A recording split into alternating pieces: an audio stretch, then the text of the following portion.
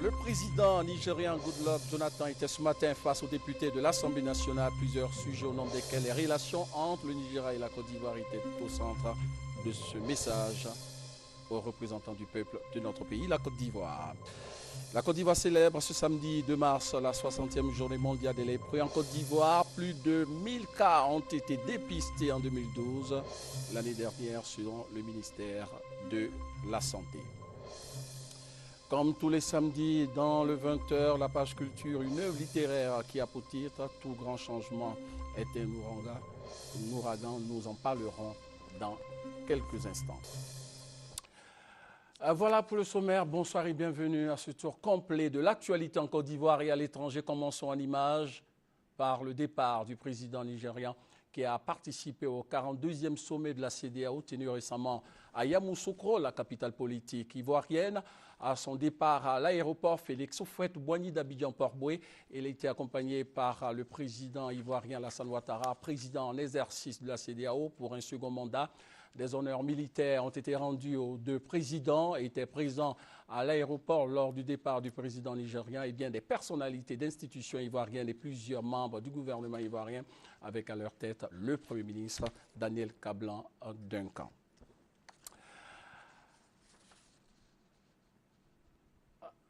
Goodluck Jonathan était donc ce matin à l'Assemblée nationale. Notre reporter Alexis Ouedraogo y était, son compte rendu. 9h50 ce samedi matin, le président nigérien foule le tapis rouge de l'Assemblée nationale. Aux côtés du chef du Parlement ivoirien, il reçoit les honneurs de la nation. Dans l'hémicycle, tous sont présents, députés, diplomates, chefs d'institutions, rois et chefs traditionnels, membres du gouvernement. Quand s'ouvre la session extraordinaire, la deuxième de cette année 2013, Guillaume Kigba-Foris Soro salue un grand homme, ami de la Côte d'Ivoire, son Excellence Goodluck Ebele Jonathan. Je veux vous dire que vous êtes aujourd'hui le visage d'un Nigeria, un grand Nigeria, moderne et démocratique. Excellence, Monsieur le Président, vous voilà aujourd'hui en Côte d'Ivoire, dans un pays debout et réconcilié avec lui-même. Au nom de la représentation nationale, je vous dis merci. À sa suite, invité au préchoir, le chef d'État nigérian dit son plaisir de retrouver la terre de Côte d'Ivoire. Ses mots sont fédérateurs. Il appelle à l'unité indispensable pour relever les défis du continent. Il appelle aussi à des élections libres et transparentes en Afrique. La démocratie africaine, dira-t-il, a besoin d'être consolidée, les droits des citoyens respectés. La cohésion sociale, toutefois, reste la clé de voûte de son allocution. En Côte d'Ivoire, que vous soyez Baoulé, Bété ou Dioula, vous appartenez à une même nation. C'est la même chose au Nigeria. Que vous soyez Ibo ou Haoussa, vous appartenez à une nation intégrée. Alors ensemble, construisons nos nations dans le respect de nos diversités. Le président nigérian, qui pour la première fois s'adressait aux parlementaires ivoiriens, a insisté sur la nécessité de transcender les différences en vue de vivre pleinement ensemble pour l'émergence des États africains. Après ce message adressé aux représentants du peuple ivoirien, notre reporter sur place à l'Assemblée nationale a recueilli quelques avis sur cette rencontre entre le président nigérian et les députés. Nous les écoutons au micro d'Alexis Ouedraogo. C'est un moment extraordinaire. Nous sommes heureux d'être ici et je pense que c'est excellent pour la coopération entre le Nigeria et la Côte d'Ivoire. J'ai fait 10 ans au Nigeria en qualité d'ambassadeur. Et donc de revoir mes frères ici, ça me fait énormément plaisir. Et je sais que nous allons tous contribuer au renforcement de nos relations. C'est un message qui promet. D'ores et déjà, nous sommes convaincus que le Nigeria et la Côte d'Ivoire iront main dans la main pour le développement. Déjà le fait de recevoir le président de la République du Nigeria. Et voyez-vous, comme le président de l'Assemblée l'a si bien signifié, c'est un démocrate. Il a été le premier parmi les chefs d'État de l'Afrique de l'Ouest à reconnaître la victoire du président Alassane Ouattara. Et aujourd'hui, sa présence ici nous va droit au cœur. Le président du Nigeria nous a en quelque sorte donné une espèce de leçon, une leçon de solidarité, d'entente entre nous, au niveau de notre pays, puisque nous avons plusieurs ethnies. Vous avez vu, il a même cité certaines ethnies, pour dire que nous devons d'abord penser à l'intérêt général, à l'intérêt national, avant de penser aux intérêts régionaux et autres. Le Nigeria est une très grande puissance en Afrique de l'Ouest. Ce discours est fédérateur et il nous inspire confiance.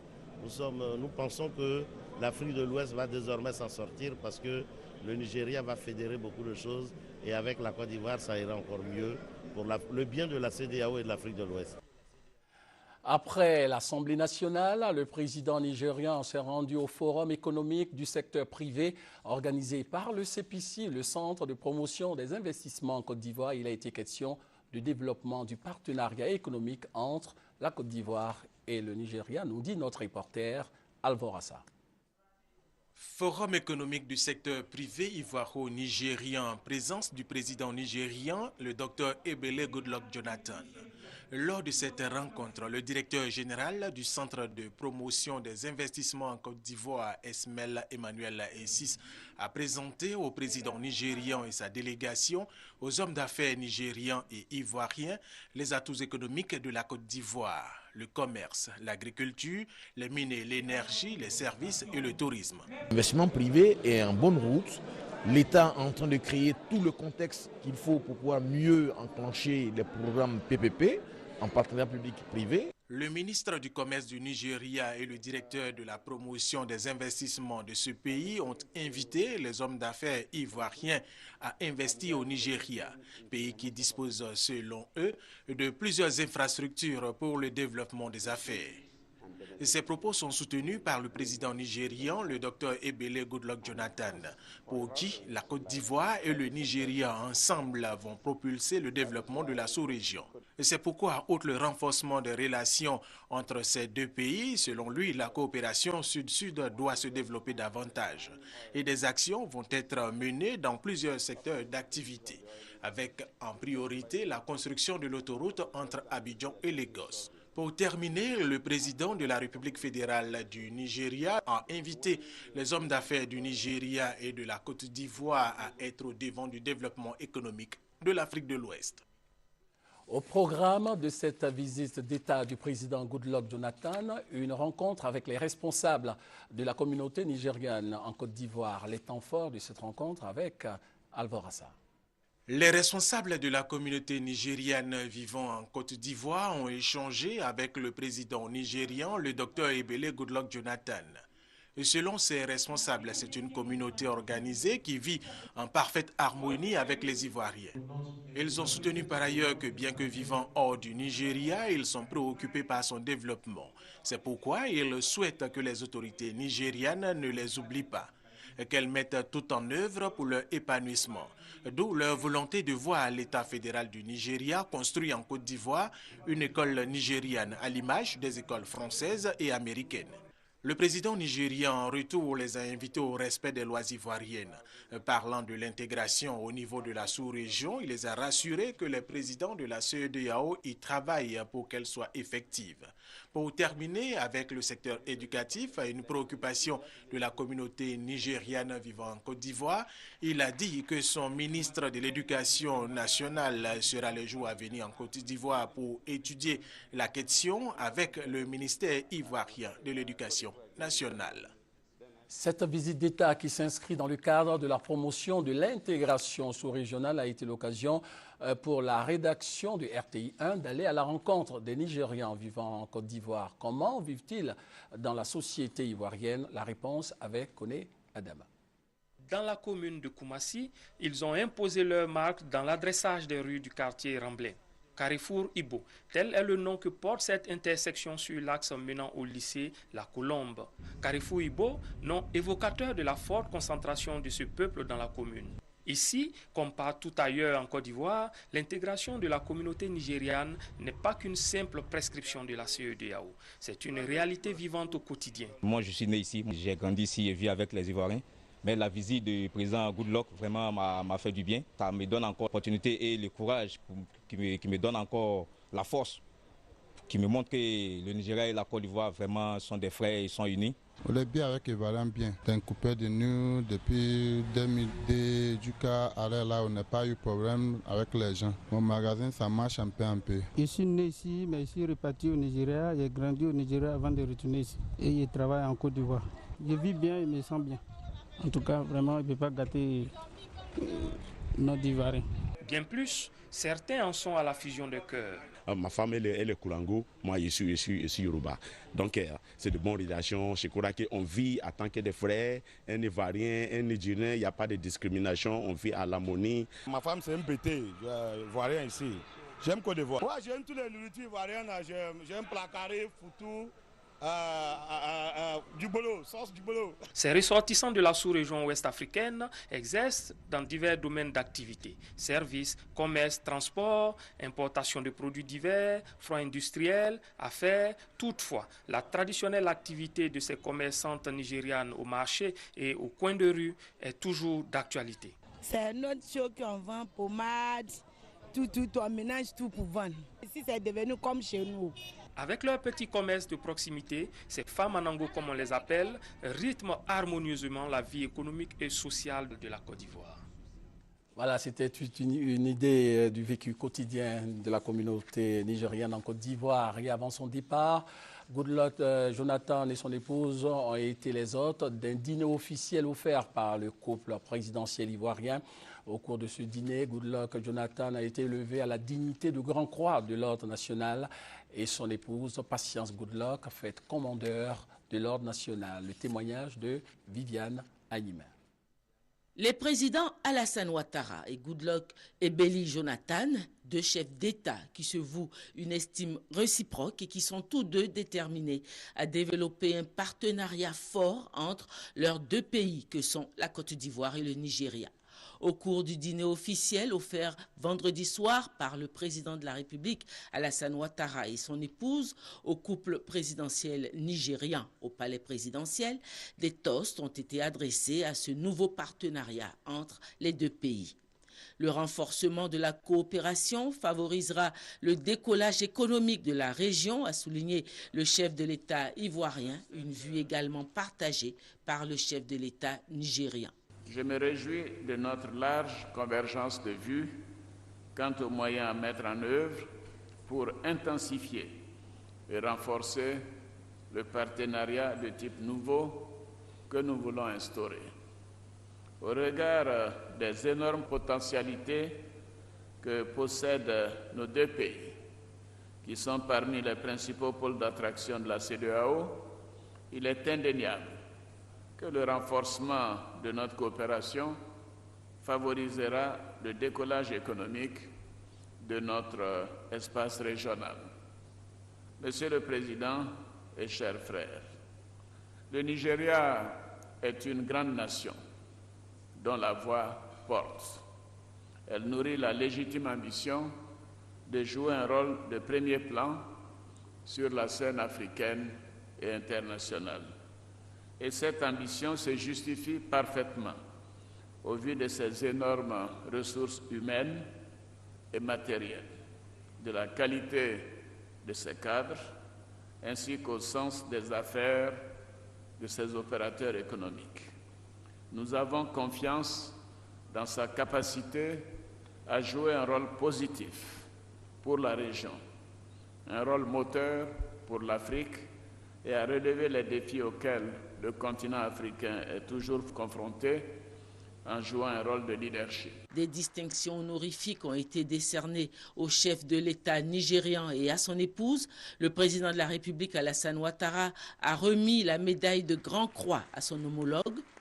En ce qui concerne les Nigérians, la Côte d'Ivoire est un pays ami, un partenaire avec lequel nous nous sentons à l'aise.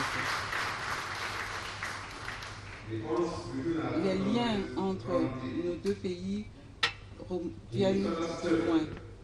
Ce sont des liens historiques. Si la Côte d'Ivoire et le Nigeria travaillent ensemble, nous pourrons changer le visage de notre sous-région. La première dame du Nigeria, Madame Patience Jonathan, a été décorée de la médaille de commandeur de l'Ordre national par la grande chancelière Henriette Dagré-Diabaté. A suivi l'échange protocolaire de cadeaux entre les deux couples présidentiels. Le séjour en Côte d'Ivoire du président nigérien a été aussi marqué par la signature d'une convention qui institue la grande commission mixte de coopération entre la Côte d'Ivoire et le Nigeria. C'était une occasion pour les deux chefs d'État de réaffirmer leur volonté de développer un partenariat. Viviane Animin, encore sollicité. Le chef de l'État nigérian a été reçu à 13h au palais présidentiel par son homologue ivoirien pour un nouvel entretien marqué par la signature par les ministres des Affaires étrangères de la Côte d'Ivoire et du Nigeria, en présence des deux chefs d'État, de la convention qui institue la grande commission mixte de coopération entre la République de Côte d'Ivoire et la République fédérale du Nigeria. La création de cette grande commission mixte de coopération ivoiro-nigériane matérialise le nouveau départ dans les relations entre les deux pays. Le projet de sa création date de 1987, c'est-à-dire date donc de 26 ans. Et c'est sous l'impulsion des présidents Alassane Ouattara et Goodluck Jonathan que cette grande commission mixte a donc vu le jour. Son rôle va être de passer en revue toutes les conventions déjà signées entre les deux États, les actualiser, définir de nouveaux domaines de coopération. Elle va se réunir une fois l'an. Elle sera présidée conjointement par le vice-président du Nigeria et le Premier ministre de Côte d'Ivoire. Au terme de cette signature de convention, les deux chefs d'État ont exprimé leur volonté de donner le plus tôt possible un contenu au nouveau partenariat renforcé entre la Côte d'Ivoire et le Nigeria.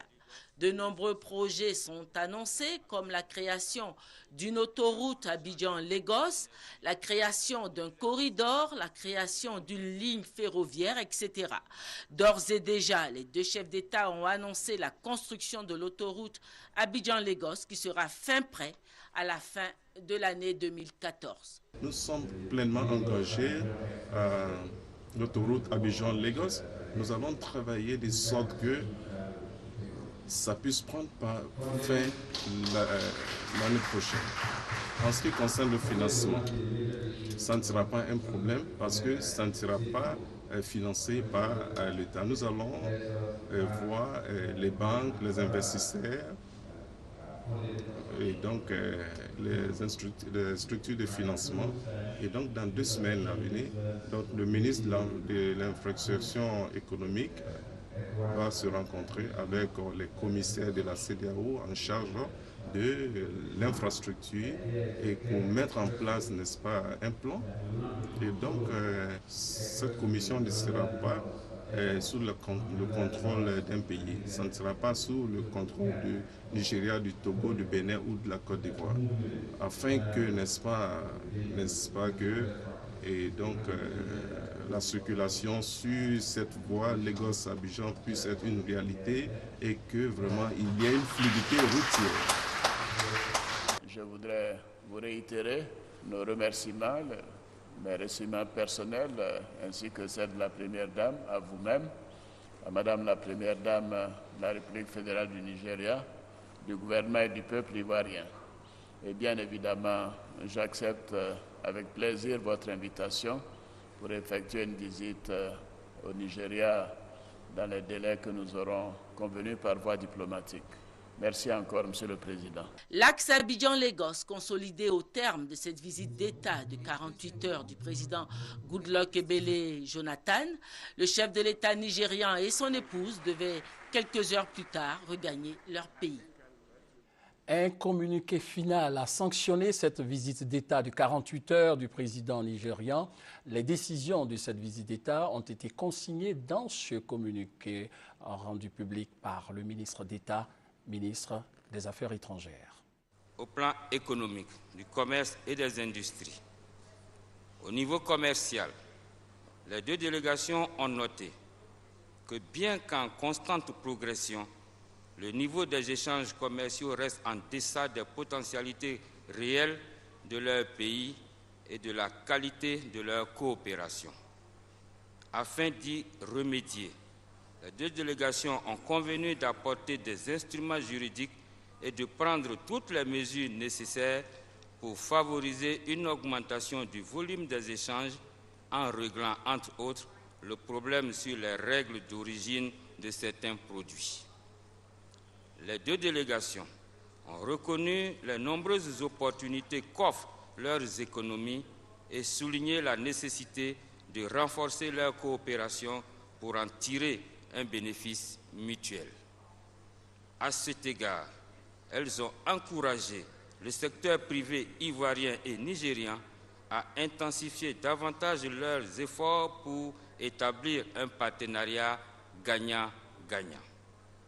Au plan de l'industrie, les deux délégations ont convenu de renforcer et de diversifier davantage leur coopération dans le domaine industriel.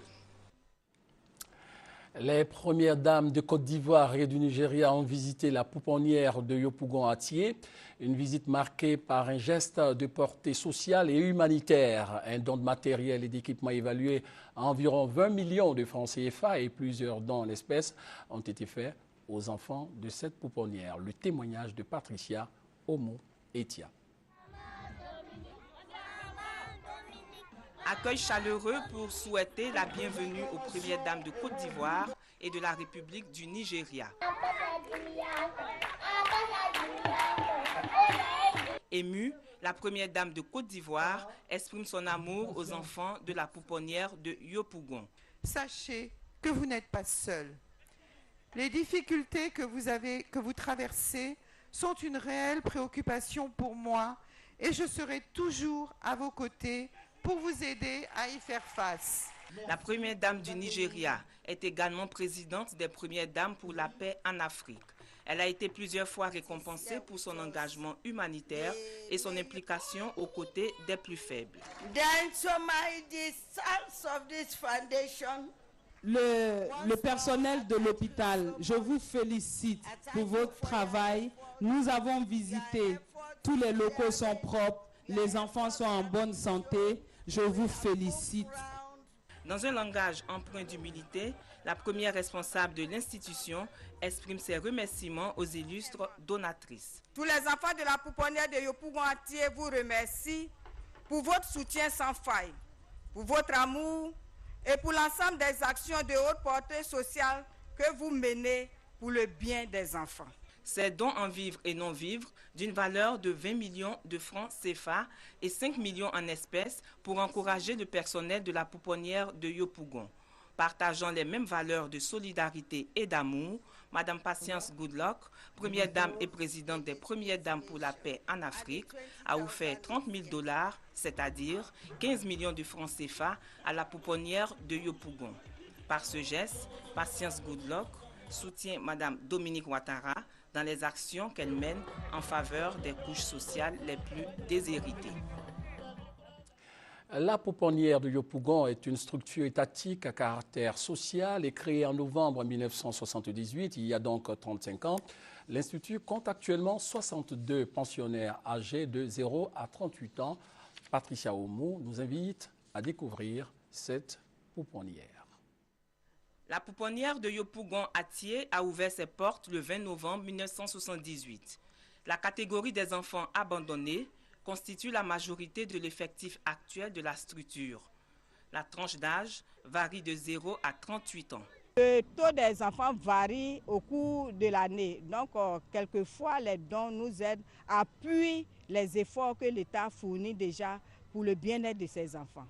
Les objectifs majeurs sont d'assurer la prise en charge des enfants au plan alimentaire, sanitaire, vestimentaire, éducatif, social et psycho-affectif. Avec ces enfants qui vivent ici quotidiennement, chaque jour, le budget, on ne dit pas qu'il est insuffisant, mais si on a un petit coup de main, ce n'est pas mauvais. Des chambres, des salles d'observation, des salles d'éveil sont les locaux utilisés par les 62 pensionnaires composés de 30 enfants handicapés. Une équipe pluridisciplinaire de 61 agents s'occupe des enfants. Reconnaissants, ils l'ont exprimé tout simplement par des mots d'enfants. Je les remercie de tout ce soutien. Sauf le plus âgé des pensionnaires, Michel, 38 ans, est muet. Il exprime sa gratitude aux premières dames et au personnel dans cette démarche que reflète son être. Comme annoncé dans les titres, la Côte d'Ivoire célèbre ce samedi 2 mars la 60e journée mondiale des lépreux, journée instituée en 1953 par l'OMS, l'Organisation mondiale de la santé. Et l'OMS indique que plus de 2 millions de personnes sont infectées par la maladie à travers le monde. Et en Côte d'Ivoire, dans notre pays, plus de 1000 cas ont été dépistés en 2012, c'est-à-dire l'année dernière, selon le ministère de la Santé. Francis Boifo pour en savoir davantage. Des vivres et non-vivres à des personnes malades de la lèpre. Geste symbolique témoignant l'engagement des autorités ivoiriennes, des responsables de l'ONG Afrique-Japan, des représentants de la Fondation Raoul Folero, section France, et de la Côte d'Ivoire à soulager ces malades. L'Organisation mondiale de la santé, l'OMS, a recensé en 2011 environ 219 000 nouveaux cas de lèpre en Asie et en Afrique. La Côte d'Ivoire n'est pas épargnée. Mans, Zouaouinia et Guiglo, le taux moyen de prévalence est de 1,33 pour 10 000 habitants, alors que le taux de prévalence national est à 0,8 cas pour 10 000 habitants. Bien qu'au plan national, la lèpre ne constitue plus, à proprement parler, un problème de santé publique, la Côte d'Ivoire constitue le 5e pays parmi les 18 pays les plus endémiques au monde. Toujours selon le ministre Raymond Goudou Kofi, 1030 cas de lèpre ont été dépistés en 2012 en Côte d'Ivoire. Bon, la lèpre est une maladie dermatologique qui se manifeste par une tache claire qui apparaît sur la peau. Tous ceux qui suspectent une tache qui ne démange pas, qui ne fait pas mal, peuvent se présenter dans tout centre de santé pour se faire dépister. Le traitement, il existe, il est gratuit. La lèpre est une maladie infectieuse chronique provoquée par le bacille de Hansen, un microbe qui affecte la peau, les nerfs périphériques, la muqueuse des voies respiratoires supérieures ainsi que les yeux. Je dis, je suis guéri de la lèpre et quand même je vaque un peu à mes occupations. La lèpre s'est guérie à 100%. La lèpre se transmet par des gouttelettes d'origine buccale ou nasale, lors de contacts étroits et fréquents avec un sujet infecté et non traité. La maladie touche plus de 2 millions de personnes à travers le monde, selon l'OMS. Et puis dans 48 heures, le lundi 4 mars prochain, l'hôpital général de Gagnoa sera officiellement inauguré en présence du chef de l'État, le président Alassane Ouattara. Parlons maintenant de restructuration des entreprises ivoiriennes pour qu'elles soient plus compétitives. Le sujet était au centre d'un atelier de réflexion. Les détails avec Maï Sako. L'importation de poissons congelés, une activité qui contribue considérablement à l'alimentation des populations et au renforcement des produits halieutiques en Côte d'Ivoire. Ce secteur connaît pourtant, à l'instar de plusieurs entreprises industrielles, un problème de compétitivité. Au niveau de l'administration douanière, il y a encore quelques efforts à faire. Aujourd'hui, il y a un réel besoin de financement des entreprises. C'est vrai qu'aujourd'hui, nos entreprises, par rapport à d'autres entreprises de d'autres pays, on dirait qu'elles ne sont pas aussi compétitives. Une question dont le gouvernement a fait cas lors de l'atelier de validation du programme national de restructuration et de mise à niveau des entreprises organisé le jeudi 14 février par le ministère de l'Industrie. Ce secteur reste confronté à des défis importants qui sont notamment l'insuffisance des investissements de modernisation et de renforcement des équipements et infrastructures de production. La faiblesse de l'innovation du fait d'un déficit d'investissement dans la recherche et développement. Ce programme de restructuration visant à redynamiser l'industrie ivoirienne est le fruit d'un partenariat entre les secteurs publics et privés qui s'inscrit dans la réalisation des objectifs économiques du Plan national de développement en vue de faire de la Côte d'Ivoire un pays émergent à l'horizon 2020, selon la vision du président Alassane Ouattara. De la littérature à présent, avec tout d'abord cette semaine du livre au lycée Jeunes Filles organisée à Bouaké dans la région du Béké. Brahima Doumbia nous en parle. Une lecture assidue contribue à la formation et à la réussite des élèves. En Côte d'Ivoire, depuis quelques années, la lecture ne fait plus partie du quotidien des élèves. Pour amener les élèves du lycée Jeunes Filles de Bouaké à fréquenter à nouveau la bibliothèque, une semaine du livre vient d'être organisée dans le dit lycée. Durant une semaine, les jeunes filles ont été initiées aux techniques de la lecture, une activité qui a eu l'adhésion de ces élèves. Nous savons très bien que les livres sont très importants à l'éducation des élèves. Alors nous attendons vraiment de tout notre cœur, nous désirons vraiment qu'on nous offre ces livres-là. On en a vraiment besoin. Peu de personnes en savent plus ce que le livre nous donne en milieu scolaire. Et vraiment, ça me plaît bien parce qu'en organisant ça, au moins on sait que le livre est important pour nous en tant qu'élèves. Le proviseur de cet établissement a inscrit cette initiative dans le cadre de la promotion de la lecture. Les filles qui sont en classe d'examen, en fréquentant la bibliothèque, en lisant, peuvent découvrir beaucoup de choses qui pourront les aider pendant les examens de fin d'année. Cette semaine du livre s'est achevée par une conférence prononcée par le poète Toby Emmanuel, enseignant-chercheur sur le thème « Influence du livre dans la formation des élèves et dans la réussite scolaire ». Voilà, comme annoncé dans les titres, nous recevons le professeur Charles Nokan. Bonsoir. Bonsoir. Alors, tout grand changement est un ouragan, c'est bien ça. De quel changement faites-vous allusion? Je vous remercie de me recevoir sur votre plateau. Je voudrais, avant de répondre aux questions, dire que les titres de l'ouvrage « Tout grand changement est un ouragan » les titres constituent 2 vers. Vous avez 2 vers à 5 pieds. Tout grand changement est un ouragan. Ceci dit, vous voyez que c'était un titre singulier. En général, le titre d'un ouvrage n'est pas un vers, mais je l'ai fait exprès. Et maintenant, évidemment, je vais répondre à vos questions, s'il vous plaît. Alors, nous vous écoutons.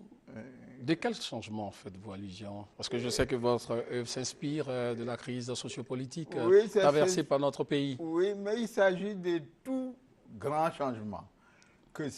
Mais là, particulièrement, il s'agit de ce que nous avons connu dans notre pays, c'est-à-dire la guerre 2002-2011. J'ai regroupé les 2 guerres compte tenu qu'il pouvait y avoir des relations entre ces 2 guerres. Alors avant de poursuivre, je vais vous inviter à suivre quelques temps forts de la cérémonie de dédicace de cette œuvre. Tout grand changement est un ouragan. L'œuvre du professeur Charles Nokan, inspirée de la crise politico-militaire qu'a connue la Côte d'Ivoire de septembre 2002 à avril 2011, montre l'influence néfaste de la guerre sur la société, donc sur la vie familiale. 80 pages pour fustiger les crimes, infidélités et autres trahisons qui en découlent. Toutefois, l'espoir est permis. Alors, après la guerre, l'auteur entonne ce qu'il appelle le chant des lendemains meilleurs. La dédicace de l'œuvre est prévue pour plus tard, mais avant, brève cérémonie de présentation à la famille de l'ASCAD, l'Académie des sciences, des arts, des cultures d'Afrique et des diasporas africaines, dont l'auteur est lui-même membre. Docteur en philosophie, en lettres et en sciences humaines, Charles Nokan est un des pionniers de la littérature ivoirienne avec à son actif 17 œuvres. Alors, dans votre roman, vous prônez la démocratie populaire. Voilà. Oui, avant de vous répondre, je voudrais dire que un illustre critique littéraire a dit que Charles Nokan a publié jusqu'à présent 17 livres. Mais les doctorants, un doctorant qui est en train d'achever une thèse sur mes œuvres, dit que les 17 ouvrages dont on a parlé, ces 17 ouvrages contiennent 36 œuvres. Donc vous voyez, un livre peut contenir peut-être 5 œuvres. Il y a des livres qui contiennent 3 œuvres. Donc là, il s'agit Et les 17, évidemment, c'est vrai qu'il y a eu 17 livres, mais il y a dans ces 17 livres 36 œuvres. Voilà ce que je voulais dire avant. Maintenant, concernant l'ouvrage lui-même, il s'agit, comme l'on le dit là, de la guerre que nous avons connue en Côte d'Ivoire. Et votre roman amorce des propositions concrètes au niveau de la réconciliation. Est-ce que vous pouvez revenir là-dessus? Oui. Vous proposez quoi exactement? Mon ouvrage, évidemment, après avoir, dans les livres comme dans la guerre, nous avons connu des difficultés énormes en Côte d'Ivoire.